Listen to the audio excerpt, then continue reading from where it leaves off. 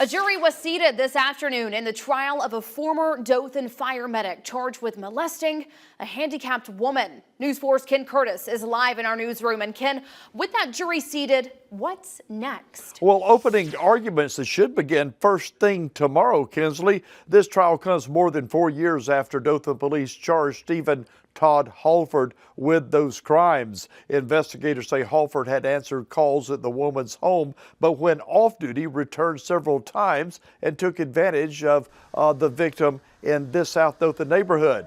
By the time police charged Hallford, he had departed the Dothan Fire Department and began a similar job in Slocum. Following his arrest, he resigned that position. The court several times delayed his trial, COVID one reason, and then there was another reason as well. Hallford's attorney, Patrick Emerson, withdrew after his appointment to the job of Houston County Chief Assistant District Attorney.